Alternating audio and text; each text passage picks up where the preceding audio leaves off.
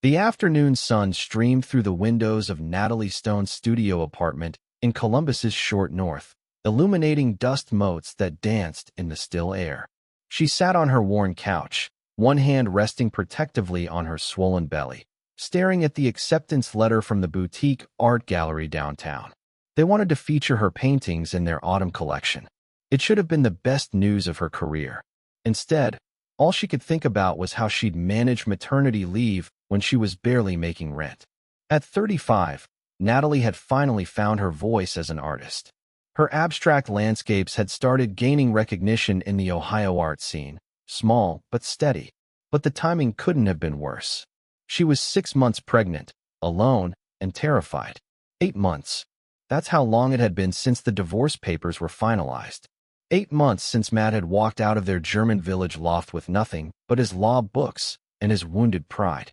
He'd refused her offer to let him keep the furniture, refused the settlement her lawyer had suggested, refused everything except his freedom. The memory still ached, not with bitterness, but with something far more complicated. Natalie checked the time on her phone and realized she needed to leave for her prenatal appointment. Dr. Sarah Kim had been insistent about these weekly checkups ever since the scare 2 weeks ago. She grabbed her purse and headed down the 3 flights of stairs, taking them slowly, one hand on the railing. The medical building was only 2 blocks away, but the August heat made it feel like miles. Natalie walked carefully, avoiding the cracks in the sidewalk, lost in thought about paint colors and composition. She was so distracted that she didn't see the man coming around the corner until she nearly collided with him. "I'm so sorry," the man said, steadying her with a gentle hand on her elbow. Natalie looked up and the world tilted. Matt, her ex-husband, stood frozen on the sidewalk, his green eyes widening in recognition. He looked good, she noticed with an unwelcome pang. The same dark hair with silver at the temples, the same sharp jawline, the same Brooks Brothers suit that probably cost more than her monthly rent. But there was something different too. He looked tired, older somehow. Then his eyes dropped to her belly, clearly visible beneath her loose summer dress, and all the color drained from his face. "Natalie," he said, his voice barely above a whisper. "You're pregnant." "Yes." She took a step back, her hand moving instinctively to her stomach. "I didn't expect to see you here. You moved to Dublin. I have a client meeting nearby." He couldn't seem to stop staring at her belly. "How far along are you?" "That's really none of your concern anymore." Natalie's voice came out sharper than she intended. Matt's expression shifted, became guarded in a way she recognized too well. "Of course. I apologize. That was inappropriate." But she could see his mind working, doing calculations. They'd been divorced for 8 months, separated for 2 months before that. 10 months total. If she was 6 months pregnant now, then the timing was impossible. Except it wasn't impossible at all. It was perfectly, devastatingly possible. The realization must have shown on her face because Matt's eyes narrowed. "Natalie, when did you?" "I really need to go," she interrupted. "I have an appointment." "Wait." He reached for her arm, then seemed to think better of it. "This doesn't make sense. The doctors said you couldn't have children. We spent 4 years trying. 4 years of specialists and tests and treatments that nearly destroyed us both." Natalie felt tears prick at her eyes. She didn't want to do this here, on a busy Ohio sidewalk with strangers walking past them. "I know what the doctors said. I was there for every appointment, every test, every failure. I know exactly what they said." "Then how?" His voice cracked. "Natalie, please. If this baby if there's any chance." "There's no chance," she said firmly. "This has nothing to do with you, Matt." The words hit him like a physical blow. She watched him process them, watched understanding dawn in his eyes. "You've moved on." It wasn't a question. Natalie wanted to correct him, wanted to explain, but what was the point? Let him think she'd found someone else. Let him believe she was happy. It was easier than the truth. "I hope you're happy," Matt managed. The lie was transparent. "I hope everything goes well with the baby." "Thank you." Natalie's throat was tight. "Take care of yourself, Matt." She walked away without looking back, feeling his eyes on her the entire 2 blocks to the medical building. It wasn't until she was safely inside the air-conditioned lobby that she let herself breathe. Her hands were shaking. The receptionist checked her in, and Natalie sank into one of the waiting room chairs, trying to calm her racing heart. Seeing Matt had brought everything flooding back. The love they'd shared in the beginning, the hope that had turned to desperation, the way their marriage had slowly crumbled under the weight of wanting something they couldn't have. They'd met at an art gallery opening 7 years ago. Matt had been the successful attorney who bought her first major piece. They'd talked for hours that night about art and law and the intersection of justice and beauty. He'd asked her to dinner. She'd said yes. Within a year, they were married. The infertility had been the beginning of the end. Not because Matt blamed her, he'd never blamed her, but because the weight of that loss had crushed something fundamental between them. They'd started as lovers who couldn't keep their hands off each other. By the end, they were strangers sharing a bed, polite and careful and desperately unhappy. The diagnosis had been clear: diminished ovarian reserve, poor egg quality, less than a 3% chance of natural conception. They'd tried IVF 3 times. 3 rounds of hormone injections that left Natalie bloated and emotional. 3 times waiting with desperate hope. 3 times, the pregnancy test had been negative. After the 3rd failure, Matt had suggested they consider adoption or surrogacy. But Natalie had looked at him with tears streaming down her face and said she couldn't do it anymore. Couldn't keep failing. Couldn't keep disappointing him. Couldn't keep living in the shadow of the children they'd never have. He'd let her go because he loved her. Because watching her break herself apart over something neither of them could control was more painful than losing her. Or so he'd said. And now she was pregnant. After years of being told it was impossible, she was carrying a child. The irony was almost too much to bear. Natalie Chun. A nurse called her name. The appointment was routine. Blood pressure, weight, fetal heartbeat. Dr. Kim seemed pleased with everything. "You're doing great," the doctor said, making notes on her tablet. "Baby's growing well. All the measurements look good. How are you feeling?" "Tired," Natalie admitted. "And a little overwhelmed." "That's completely normal. Is your support system helping?" "Partner, family, friends. I'm managing on my own." Natalie forced a smile. "My mother's in Seattle. She'll come when the baby arrives." Dr. Kim studied her carefully. "Natalie, I know this pregnancy was unexpected given your medical history. If you ever need to talk to someone, a counselor or therapist, I can make recommendations." "I'm fine," Natalie insisted. "Really?" But as she left the medical building and headed home, Natalie didn't feel fine at all. Seeing Matt had reopened wounds she'd thought were healing. And the look on his face when he'd seen her pregnant, the shock, the confusion, the hurt, haunted her. She knew what he was thinking. She'd seen the calculations running behind his eyes. The timing lined up too perfectly with that last night they'd spent together, 3 weeks before she'd moved out. Natalie unlocked her apartment door and sank onto the couch, one hand on her belly. She could feel the baby moving, gentle flutters that still amazed her every time. That night 7 months ago played in her mind. Matt had come home late from the office. She'd been packing boxes in the guest room, trying to figure out how to divide their lives. They'd started talking, really talking for the first time in months. About what had gone wrong, about what they'd lost, about how much they'd loved each other before everything fell apart. One thing had led to another. They'd ended up tangled together in their bed, desperate and tender and sad all at once. In the morning, Natalie had slipped out early, leaving a note saying it had been a mistake, that it couldn't happen again, that they needed to move forward with the divorce. A week later, she'd moved out completely. But that wasn't the whole story. And that's what made this so impossibly complicated. 2 weeks after that night with Matt, Natalie had gone to a fundraiser for a local art foundation. She'd met someone there, Michael, a gallery owner from New York who was charming and attentive and knew nothing about her failed marriage or her broken dreams. They'd gone to dinner, then back to his hotel. In the morning, Michael had given her his card and said he'd love to see her work. But when Natalie had tried to follow up a week later, the number was disconnected. She'd done some research and discovered the gallery he'd mentioned didn't exist.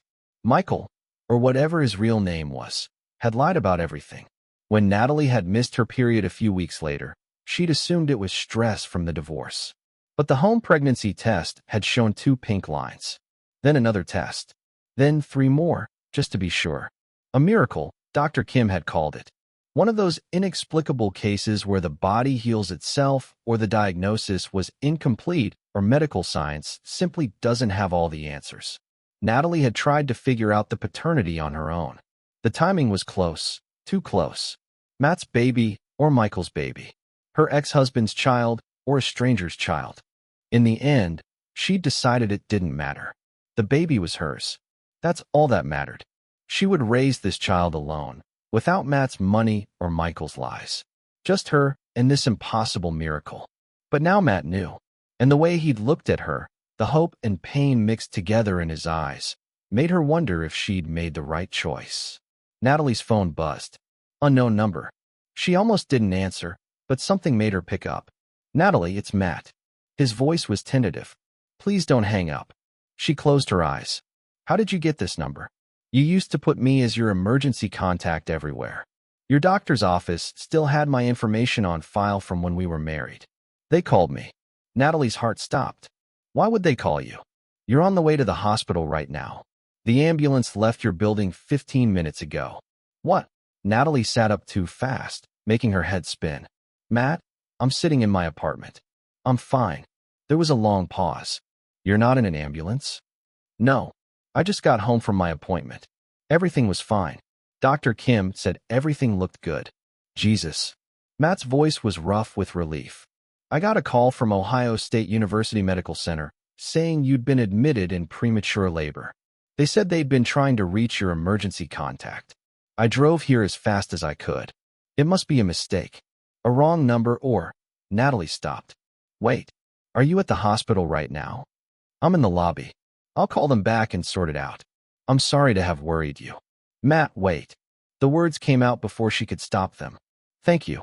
For coming. For caring. His voice softened. Of course I care, Natalie. I never stopped caring. Silence stretched between them, heavy with everything unsaid. We need to talk, Matt said finally. About the baby. About the timing. Natalie, I've been doing the math, and I know what you think. Natalie's hand trembled on her belly. But it's complicated. Then explain it to me. Please. Let me come over. Or I can meet you somewhere if you'd prefer. Just give me a chance to understand. Natalie knew she should say no. Should protect herself and her baby from the complications Matt would bring. But she was tired of carrying this alone. Tired of the uncertainty and the fear and the loneliness. Okay, she whispered. You can come over. But Matt, you need to understand something first. I don't know if this baby is yours. She heard his sharp intake of breath. What do you mean? Just come over. I'll explain everything. 30 minutes later, Matt knocked on her door. Natalie had spent the time pacing, trying to figure out how to tell him the truth. When she opened the door, he looked even more disheveled than before. His tie was loose, his hair mussed as if he'd been running his hands through it. Come in, she said. Matt stepped into the small apartment, his eyes taking in the canvases stacked against the walls, the paint-splattered drop cloth, the simple furniture. It was nothing like the loft they'd shared. This was purely Natalie. Creative chaos and beauty in unexpected places. Can I get you something to drink? She asked. Water, tea. I'm fine. Matt remained standing. Natalie, please. Just tell me what's going on. She sank onto the couch, and after a moment, Matt sat beside her.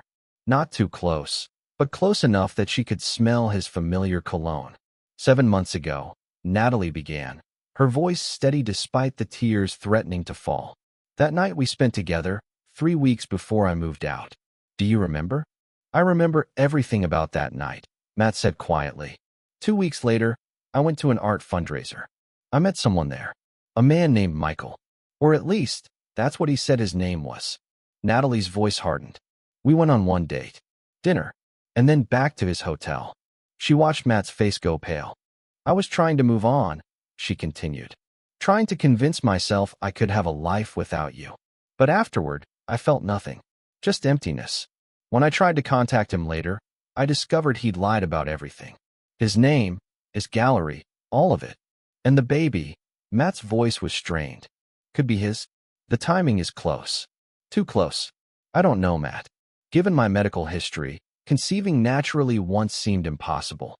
Twice in the same month. Natalie shook her head. I convinced myself it had to be Michael's baby because if it was yours, everything would get complicated. Complicated how? Natalie met his eyes. Because it would mean we'd created the child we'd wanted for so long, but only after we'd destroyed our marriage trying to have it. It would mean I'd have to come back to you, or we'd have to co-parent, or I'd spend the rest of my life tied to someone who watched me fail over and over again. You didn't fail, Matt said fiercely. Natalie, we failed. Both of us. I suggested the divorce because I was watching you break apart, and I didn't know how to stop it. I thought letting you go would give you peace. He reached for her hand, and this time she let him take it. I never stopped loving you, Matt said. Not for one day. The divorce was the biggest mistake of my life. And if there's even a chance this baby is ours, his voice broke. We need to find out. We need to know. I'm scared, Natalie whispered. What if it's not yours? What if this baby comes from a lie? Then we'll figure it out. But what if it is mine? What if this is the miracle we spent years praying for, and we almost missed it because we were too hurt and too proud to see it? Natalie looked at him, at the man she'd loved and lost, and never quite stopped thinking about. What are you asking me, Matt? Let me be here. Let me help you. At least until we know for sure. We can do a paternity test. And whatever the results say, we'll deal with it together. And if the baby isn't yours? Matt squeezed her hand gently. Then I'll still help you. Because you're still someone I love, someone I never should have let go. And that baby deserves the best possible start in life, regardless of biology. Tears spilled down Natalie's cheeks. You really mean that? I really mean that. But Natalie, I think we both know the truth. I think we've known it all along. Natalie nodded slowly. Deep down, she'd always suspected. The timing with Matt had felt different. That night had been about love and grief and connection, not the desperate attempt to move on that her encounter with Michael had been. Okay, she said. We'll do the test. But Matt, I need you to understand something. I'm not the same person I was when we were married. I can't go back to being that woman who defined herself by whether or not she could have a baby. I don't want you to go back. I fell in love with an artist who saw beauty everywhere and wasn't afraid to create it. I see that woman sitting in front of me now. Matt gestured to the paintings around them. You found yourself again. I don't want to take that away. Then what do you want? A second chance, he said simply. To do this right. To build something new instead of trying to resurrect what we lost. One day at a time, no pressure, no expectations. Just honesty. Natalie looked at him for a long moment. Then she nodded. Okay, one day at a time. The paternity test was scheduled for the following week. They could do a non-invasive prenatal test using Natalie's blood. The results would take about 7 days. In the meantime, Matt proved true to his word. He didn't move in or try to control things. But he was there. He brought her groceries when she mentioned running low. He fixed the leaky faucet in her bathroom that she'd been meaning to call the landlord about. He sat in her studio while she painted, asking questions about her process and technique. Slowly, carefully, they began to talk. Not about the paternity or the past failures, but about smaller things. Books they'd read, cases Matt was working on, Natalie's upcoming gallery show. They laughed together over coffee. They argued playfully about politics and art theory. Natalie felt herself softening toward him in a way that both thrilled and terrified her. The results came on a rainy Thursday afternoon. Dr. Kim called and asked them both to come to her office. Natalie and Matt drove in silence, both too nervous to speak. Dr. Kim's office felt too bright, too sterile. Natalie gripped Matt's hand as they sat down. The test is conclusive, Dr. Kim said gently. Matt, you are the biological father. Probability of paternity is 99.9%.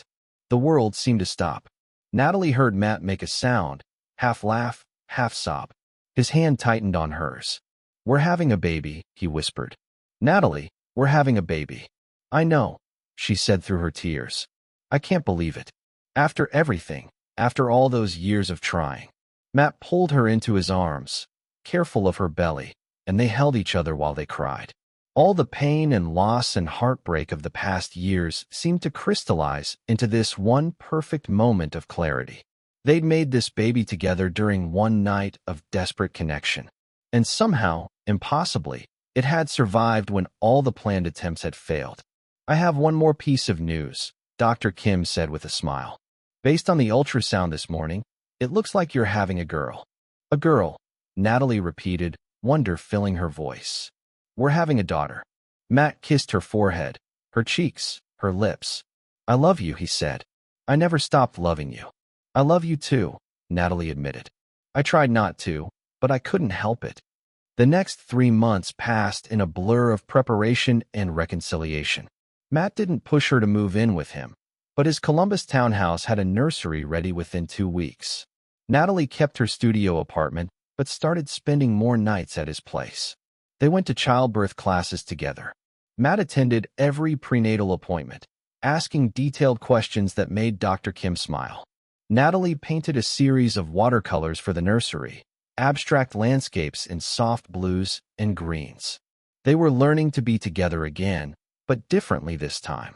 With honesty instead of desperate hope. With communication instead of silent suffering.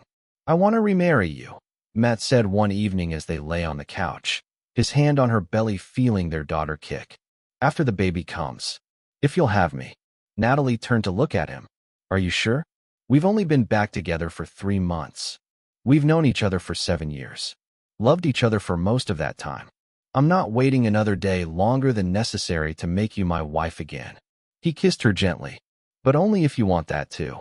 I do, Natalie said. I really do.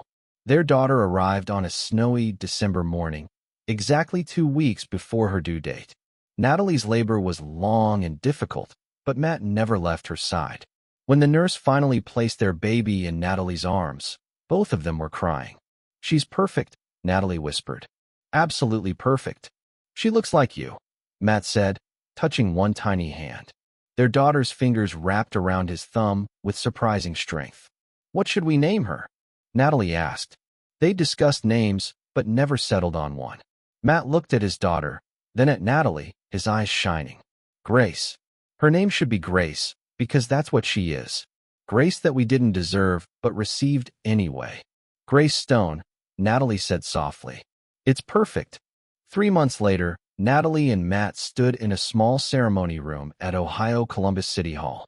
Grace was asleep in Natalie's mother's arms, surrounded by a handful of close friends and family. This is crazy, Natalie had said that morning as she'd adjusted her simple cream dress. We're remarrying before we've even had time to process everything. Life's crazy, Matt had replied, kissing her forehead. But I'm not waiting another day to make you my wife again. Not when I've already wasted too much time. Now, as the officiant pronounced them husband and wife for the second time, Matt pulled Natalie close and kissed her with all the love and gratitude and wonder he'd been holding in his heart. They'd lost each other once, but they'd found their way back. And this time, they'd build their life on stronger foundations, on honesty and communication and the knowledge that some miracles were worth waiting for. Ready to go home? Matt asked when they finally pulled apart. Natalie looked at Grace, now awake and watching them with wide, curious eyes. Then she looked at Matt, and her smile was radiant. Yes, let's go home. They walked out of City Hall into the bright spring afternoon. A family bound not just by biology, but by choice, by love, by the decision to fight for each other instead of running away. The future stretched before them, uncertain and beautiful and full of possibility. And for the first time in years, Natalie felt complete. Sometimes the greatest love stories weren't about finding someone new. Sometimes they were about finding your way back to the person you'd never stopped loving. And sometimes, against all odds and medical predictions, miracles happened when you least expected them. Natalie had been pregnant and alone, carrying a child she wasn't sure she could claim. But in that uncertainty, she discovered something more valuable than answers. She'd found her way back to love, to family, to everything that truly mattered. The artist who'd spent years creating beauty from pain had finally created her greatest masterpiece, a second chance. Thank you for watching this heartfelt reunion. If you felt the emotion of their journey, please like, subscribe, and share. More inspiring stories await you.